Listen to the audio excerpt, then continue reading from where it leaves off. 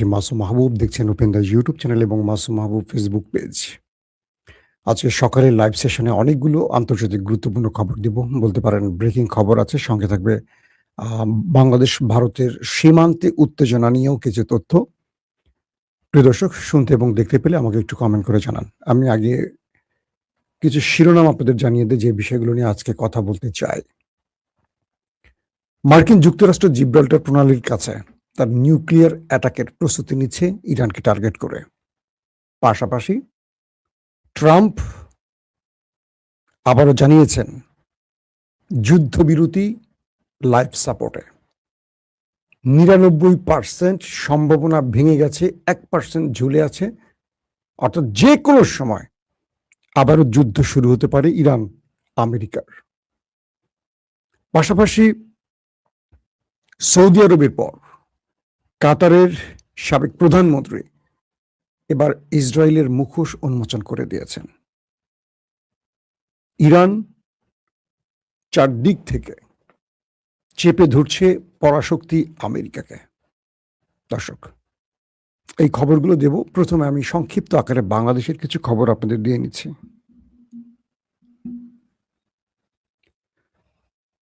পশ্চিমবঙ্গে তৃণমূল কংগ্রেসের মমতা ব্যানার্জির পতনের পর ধর্মান্ধ বা হিন্দুত্ববাদী বিজেপির যে প্রার্থী বিজয়ী হয়েছেন শুভেন্দ্র অধিকারী, তিনি তৃণমূল ছাড়ার পর বিজেপিতে যোগ দিয়ে বরাবরই বাংলাদেশের বিরুদ্ধে সবসময় কথা বলেছেন এবং ঘৃণা ছড়িয়েছেন। তার প্রত্যেকটি বক্তব্য শুনলে আপনারা হয়তো বুঝবেন। সর্বশেষ বক্তব্যগুলো আপনারা শুনেছেন, আমাকে আর নতুন করে বলতে হচ্ছে না। তিনি পার্লামেন্টে বসেই ক্ষমতা গ্রহণ করে প্রথম যে সিদ্ধান্তটা নিয়েছেন সেটি হলো বাংলাদেশ ভারতের সীমান্তে কাঁটাতার তৈরি। তিনি তার সরকার, কেন্দ্রীয় সরকারের মাধ্যমে ৪৫ দিনের মধ্যে বাংলাদেশ এবং ভারত সীমান্তে, যেটা পশ্চিমবঙ্গ অঞ্চল, এখানে কাঁটাতার নির্মাণের নির্দেশনা দিয়েছেন। ৪৫ দিনের মধ্যে এখানে কাঁটাতার তৈরি হবে। প্রশ্ন করতে পারেন, ভারত এবং বাংলাদেশের মধ্যে পশ্চিমবঙ্গ সীমান্তে কত কিলোমিটার সীমান্ত রয়েছে? ২,২১৬ কিলোমিটার বাংলাদেশের সাথে পশ্চিমবঙ্গ অঞ্চলে আমাদের সীমান্ত রয়েছে। আবারও বলছি, ২,২১৬ কিলোমিটার আমাদের ল্যান্ড বর্ডার রয়েছে। এর মধ্যে ১৬৪৮ কিলোমিটার কাঁটাতার দেয়া আছে। অর্থাৎ ২,২১৬ কিলোমিটারের মধ্যে ১৬৪৮ কিলোমিটার আমাদের কাঁটাতারের বেড়া দেয়া আছে। ফাঁকা আছে ৫৬৯ কিলোমিটার। এই ৫৬৯ কিলোমিটার শুভেন্দ্র অধিকারী ক্ষমতায় বসে কাঁটাতার নির্মাণের নির্দেশনা দিয়েছেন। বলা আছে শূন্য রেখা থেকে, আমাদের দুই দেশের যে শূন্য রেখা আছে, এখান থেকে ১৫০ গজের মধ্যে কোনো কাঁটাতার, মানে ১৫০ গজের পরে কাঁটাতার নির্মাণ, এর মধ্যে কোনো কাঁটাতার নির্মাণ করা যাবে না। এটি ইন্টারন্যাশনাল আইন এবং সীমান্ত আইন। অর্থাৎ ১৫০ গজের মধ্যে কেউ কাঁটাতার তৈরি করতে পারবে না। যদি ১৫০ গজের মধ্যে কাঁটাতার তৈরি করতে হয়, দুই রাষ্ট্র লিখিতভাবে সিদ্ধান্ত নিয়ে একে অপর, অর্থাৎ যদি ভারত তৈরি করে বাংলাদেশের অনুমোদন নিতে হবে লিখিত আকারে, যদি বাংলাদেশ তৈরি করে ভারতের অনুমতি নিতে হবে লিখিত আকারে। এই পরিস্থিতির মধ্যে হঠাৎ করে পশ্চিমবঙ্গে আবারও সীমান্ত উত্তেজনা শুরু হয়ে গেছে।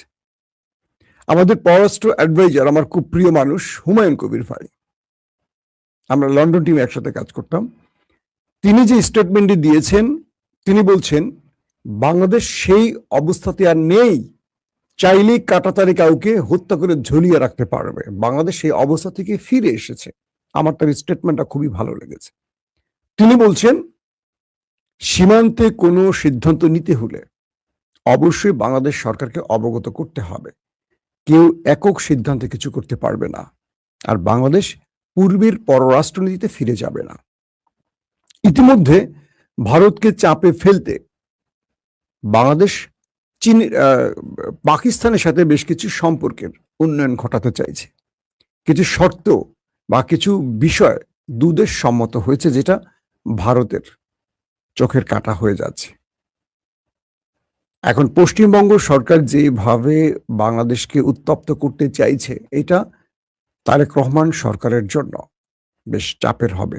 তবে তারেক রহমানকে অবশ্যই এক্ষেত্রে শেখ হাসিনার ফর্মুলা মেনটেন না করে ঠিক ইউনূসের ফর্মুলা মেনটেন করতে হবে। কিরকম? যখনই ভারত আমাদের উপর চাপ দেবে, আমাদের উচিত হবে পাকিস্তান এবং চীনের সাথে সম্পর্ক বৃদ্ধি করা, যেটি ইরান করছে। আমেরিকার মতো পরাশক্তিকে নাকে দড়ি দিয়ে ইরান কিভাবে ঘোরাচ্ছে, আজকে ট্রাম্পের স্টেটমেন্ট কি? আমি 4 দিন ওয়েট করেছি ইরানের একটা প্রেমপত্রের, মানে একটা চিঠির, আর ইরান সে চিঠিতে আমাকে পুরোপুরি কি মানে হৃদয়ের মধ্যে কঠিন আঘাত করে বসলো, যাতে করে যুদ্ধবিরতি শেষ হয়ে যাচ্ছে। কারণ ইরান মার্কিন যুক্তরাষ্ট্রের দুজন কঠিন পার্টনার না, কঠিন শত্রু চীন রাশিয়ার সাথে সম্পর্ক সৃষ্টি করেছে। আজকে আমেরিকা ইরানে হোঁচট খাচ্ছে। তো বাংলাদেশ যদি শেখ হাসিনার ফর্মুলা মেনটেন করে যে নরেন্দ্র মোদীর কাছে দেহ মন সব বিক্রি করে দিয়ে নিজেকে সঁপে দেয়, তাহলে বাংলাদেশ কখনো দাঁড়াতে পারবে না। সারা জীবন বাংলাদেশকে ভারত তার অঙ্গরাজ্য মনে করে পায়ের নিচে পিষ্ট করবে।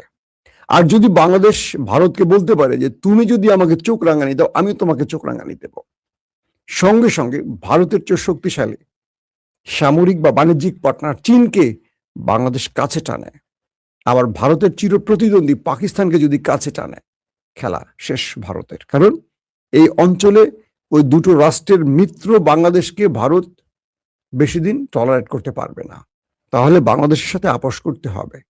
বাংলাদেশের তিস্তা বলি, আরো যে অভিন্ন আমাদের নদীগুলো আছে, আমাদের আরো যে স্বার্থ সংশ্লিষ্ট বিষয়গুলো আছে, সীমান্তে হত্যা বলি, মাদক বলি, যা যা আছে, ভারত এক নিমিষে বাংলাদেশের দাবি মেনে নিতে বাধ্য হবে।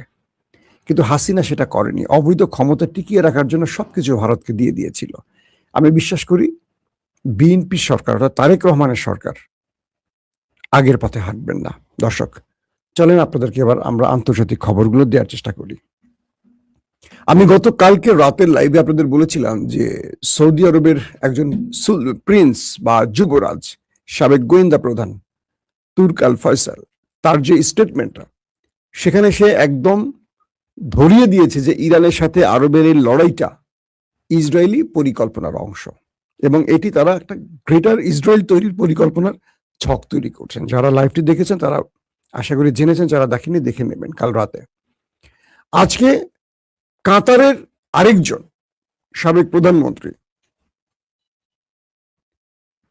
তিনি স্টেটমেন্ট দিয়েছেন, কাতারের শেখ হামাদ, তিনি স্টেটমেন্ট দিয়েছেন নতুন করে, সাবেক কাতারের প্রধানমন্ত্রী, যে মধ্যপ্রাচ্যে এই অশান্তির মূল কারণ ওই একটি দেশ, এবং তারা কৌশলে গ্রেটার ইসরায়েল তৈরিতে এই অঞ্চলে আমাদের মধ্যে, আমাদের ভ্রাতৃ রাষ্ট্র, আমাদের বন্ধু রাষ্ট্রদের মধ্যে ক্ল্যাশ লাগানোর চেষ্টা করছে। ইতিমধ্যে আরব আমিরাত আরব ব্লক থেকে আলাদা হয়ে যাচ্ছে মানে স্বার্থ সংশ্লিষ্ট ক্ষেত্রে, যেমন বাকি আরব রাষ্ট্রগুলো ইরানের পক্ষে না দাঁড়ালেও ইসরায়েলের পক্ষে দাঁড়াচ্ছে না। তারা হয়তো আমেরিকার চামচামি করছে, কিন্তু ইসরায়েলের পক্ষে নেই। সৌদি আরব ইসরায়েলের পক্ষে নেই, কাতারও ইসরায়েলের পক্ষে নেই, কুয়েত ইসরায়েলের পক্ষে নেই। দুটো দেশ ইসরায়েলের চামচামি করছে, একটা আরব আমিরাত, একটা হলো জর্দান। এখন বিষয়টা কি দাঁড়ালো? কাতারের সাবেক প্রধানমন্ত্রী শেখ হামাদ বলছেন যে গ্রেটার ইসরায়েল তৈরিতে, অর্থাৎ ইসরায়েল যে ম্যাপটি দেখিয়েছে, পুরো ইসরায়েল সহ, ফিলিস্তিন সহ, জর্ডান, সৌদি আরব, একটা বিশাল অঞ্চল নিয়ে যে গ্রেটার ইসরায়েল তৈরি করবে তারা, সেই গ্রেটার ইসরায়েলের পথে তারা হাঁটছে। আর এই পথ মসৃণ করার জন্য, সহজ করার জন্য তারা এই অঞ্চলে আমাদের মধ্যে বিরোধ লাগিয়ে দিয়েছে। এখন আমরা লড়াই করছি, আর তারা ভেতরে বসে, ইসরায়েলে বসে তারা গ্রেটার ইসরায়েলের রূপরেখা তৈরি করছে। কথাটি বুঝতে পারছেন? কাতারের শেখ হামাদ, যিনি সাবেক প্রধানমন্ত্রী, তিনি কত সহজে খোলামেলা ওই দেশটির চরিত্র উন্মোচন করছেন। এটি কি আরবের বাকি দেশ বুঝতে পারছে না? অবশ্যই বুঝতে পারছে। তিনি বলছেন আরব দেশগুলোর উচিত ইরানের সাথে বসে মধ্যস্থতা করে সমাধান করা, তৃতীয় কাউকে এনে এখানে যুদ্ধ ছড়িয়ে দেওয়া উচিত নয়। তার মানে কি, আরবরা আমেরিকাকে ইসরায়েলকে এনে তাদের ভূমি আকাশ স্থল ব্যবহার করতে দিয়ে ইরানে হামলা করেছে, এটাকে তিনি সমর্থন করছেন না। কাতারের সাবেক প্রধানমন্ত্রী, এটা কিন্তু বাংলাদেশের প্রধানমন্ত্রী না, এরা সব যুবরাজ পরিবার, এরা একটা পরিবার, এরা কোনো না কোনো দায়িত্বে থাকে। কেউ প্রতিরক্ষা মন্ত্রী, কেউ এই মন্ত্রী, কেউ প্রধানমন্ত্রী, কেউ এইটা কেউ ওইটা, সব নিজের একটা ফ্যামিলি, ভাইরা। এবং এরা কখনো বাংলাদেশের মতো কথা বলে না যে বিএনপির এক নেতা একটা বলছেন, আরেক নেতা একটা বলছেন, ওই নেতা একটা বলছেন, সেই নেতা একটা বলছেন, কোনটা রাষ্ট্রের কথা বোঝা যায় না। কিন্তু আরব রাষ্ট্রে এটা হয় না। আরব রাষ্ট্রে একটা নির্দিষ্ট নীতির উপরে ভিত্তি করে সবাই কথা বলে, কেউ ফাঁসুকি কথা বলে না। শেখ হামাদ আরো বলছেন যে ইরানের সাথে আমাদের যে বিরোধগুলো আছে এগুলো টেবিলে বসে সমাধান করা যায়, কিন্তু এই সমাধানটা করতে দেবে না ওরা, মানে ইসরায়েলের কথা বলছে। তারা আমাদের মধ্যে বিরোধ তৈরি করে দিয়ে আমাদেরকে লাগিয়ে দিয়ে তাদের স্বার্থ হাসিলের চেষ্টা করছে এবং তারা সেই স্বার্থের বাস্তবায়নের দিকে এগুচ্ছে। এখন তারা গ্রেটার ইসরায়েলের ম্যাপ নিয়ে বসছে। বুঝতে পারছেন কি ভয়ঙ্কর ব্যাপার? কালকে সৌদি আরব, আজকে কাতার, তারা প্রকাশ্যে এখন কথা বলছেন। এই কথাগুলো এতদিন আমরা বলে আসছি, রাজপরিবার এখন বলছে, তার মানে আমরা যেটা বলেছি সেটাকে তারা ওন করছে, অ্যাডমিট করছে। আরবরা জানে এটা নেপথ্যে কি। ইরান কি বলছে শোনেন। ইরান বলছে 1000 মাইল দূর থেকে এসে কেউ তোমাদের নিরাপত্তা দেবে? তোমরা এত বোকা কেন? তোমাদের পেট্রো ডলার ওরা কেড়ে নিয়েছে, সম্পদ, গ্যাস, তেল লুট করে ওরা স্বয়ংসম্পূর্ণ হচ্ছে। একদিন কি তোমাদের খনিজ শেষ হবে না? একদিন কি তোমার এই ভান্ডার খালি হবে না? তখন ওরা চলে যাবে, যখন তোমার কাছ থেকে আর কিছু নেয়ার থাকবে না। ওরা মূলত এই অঞ্চলে ইসরায়েলকে পাহারা দিতে এসছে, ইসরায়েলকে এই অঞ্চলের কর্তা বানাতে এসছে। ইসরায়েল এখানে তোমাদের মূল ক্যান্টনমেন্ট হবে, তোমাদের আঙুলের ইশারা চালাবে। ওরা ইসরায়েলকে এখানে সুপ্রিম করার জন্য আসছে। আর তোমরা ইরানকে শত্রু বানিয়ে আমেরিকাকে তোমার দেশের মধ্যে ঘাঁটি তৈরি করার সুযোগ দিয়েছ, আর আমেরিকা আমার দেশে হামলা করছে। দিন শেষে আমি মরছি না, তুমি মরছো। আমার লোকগুলো কার? তোমারই ভাই, তোমারই বন্ধু, তোমারই ব্রাদার। ইরান বলছে কখনো কোনোভাবে আমেরিকাকে গালফ কান্ট্রিতে সহ্য করা হবে না। যতক্ষণ এই অঞ্চলে তারা থাকবে ততক্ষণ লড়াই চলবে। তাদেরকে আমরা আর কোনোভাবে এই অঞ্চলে থাকতে দেব না। ট্রাম্প খেপে গেছে। চীনের কি বলে, ইরানের সেই চিঠি পাওয়ার পর ট্রাম্প বেশ কিছু, গত 24 ঘন্টা অনেকগুলো স্টেটমেন্ট দিয়েছেন। একটি স্টেটমেন্টে তিনি বলছেন যে আমার বন্ধু শি জিনপিং, তার সাথে আমার খুব শীঘ্রই দেখা হচ্ছে, আমি তাকে খুব সম্মান করি, তিনি আমাকে বোঝেন। আমি বিশ্বাস করি শি জিনপিং ইরানের বিষয়ে সঠিক সিদ্ধান্ত নেবেন। মানেটা কি? ট্রাম্প যখন বুঝলেন যে ইরান আর ট্রাম্পকে বা আমেরিকাকে পাত্তাই দিচ্ছে না, তখন শি জিনপিং এ একটু পাম মারছেন যে শি জিনপিং তুমি একটা সমাধান করে দাও আমায়। আমি তার মুখ দেখাতে পারছি না, কমাস পর আমার মধ্যবর্তী নির্বাচন, আমি তো শেষ। এখন এই যুদ্ধে আমি যদি পরাজিত হই বা এখানে আমি শেষ করে দেই, তাহলে আমার মধ্যবর্তী নির্বাচনে আমার রিপাবলিক বা আমি হেরে যাচ্ছি। আমার বিরুদ্ধে অ্যারেস্টিং ফাইল মামলা আছে, আমি সেখানে আটকে যাচ্ছি। প্রেসিডেন্ট থেকে কয়দিন নিজেকে বাঁচাবো, কিন্তু কদিন পর তো আমাকে জেলে যেতে হবে নারী দর্শন চেষ্টার কারণে। ট্রাম্প তার দ্বিতীয় দফা আরেকটি স্টেটমেন্ট দিচ্ছেন কি, যে আমি কুর্দিদের অস্ত্র দিয়েছিলাম ইরানের বিরুদ্ধে লড়াই করতে। চিন্তা করেন কুর্দিরা কত বিশ্বাসঘাতক, আমার অস্ত্রগুলো মেরে দিয়েছে। হাসবো না কাঁদবো? আমেরিকা কুর্দিদেরকে অস্ত্র দিয়েছে ইরানের বিরুদ্ধে লড়াই করতে, কুর্দিরা দলে দলে আমেরিকার মূল্যবান অস্ত্রগুলো নিয়েছে, নিয়ে মেরে দিয়েছে। বলছে আমরা ইরানের সাথে লড়াই করবো কেন, আমাদের দরকার আধুনিক অস্ত্র পেয়ে গেছে, এগুলো নিয়ে তারা বসে আছে। আমেরিকা বলছে তোমরা আমাদের অস্ত্র হজম করতে পারবে না। কুর্দিরা বলছে আসো, নিতে আসো, আমরা শুধু মরবো না, তোমাদের কয়েকটা মাইরা মরবো। মানে কুর্দিদের এই ক্যারেক্টারটা মজা লাগছে, বুঝছেন? আমেরিকা তাদেরকে তলে তলে অস্ত্র দিয়ে ইরানের বিরুদ্ধে লড়াই করাবে, আর কুর্দিরা অস্ত্রগুলো নিয়ে পালায় গেছে। হ্যাঁ, আমেরিকা মাথায় হাত দিয়ে বসেছে, হায় খোদা, আবার অস্ত্রগুলো এখন কোন কাজে ব্যবহার হয়? আজকের তালেবান, যাদেরকে সোভিয়েত ভাঙার সময় আমেরিকা তৈরি করেছিল, সেই তালেবানরা আজকে আমেরিকার সাথে লড়াই করে আমেরিকাকে খেদিয়ে আফগান দখল করলো। ইতিহাসটা এরকমই। ট্রাম্প তার আরেকটি স্টেটমেন্ট দিয়েছেন যে আমি 4 দিন ধরে ইরানের সেই চিঠির অপেক্ষা করেছে, কিন্তু যে চিঠিটি আসছে মনে হচ্ছে ইরান কয়েক সেকেন্ডে সেই চিঠির উত্তরটা লিখে আমাদের পাঠিয়ে দিয়েছে, আমাদেরকে মূল্যই দিল না। সেই চিঠি আমাদের হতাশ করেছে। কি লিখলো ইরান, এগুলো কি বলছে?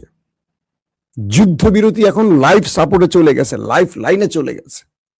99% সম্ভাবনা আবার যুদ্ধ বেঁধে যাওয়ার, 1% ঝুলে আছে। কে বলছে? Donald Trump. তার মানে ইরান আমেরিকার প্রস্তাবনার যে উত্তর দিয়েছে,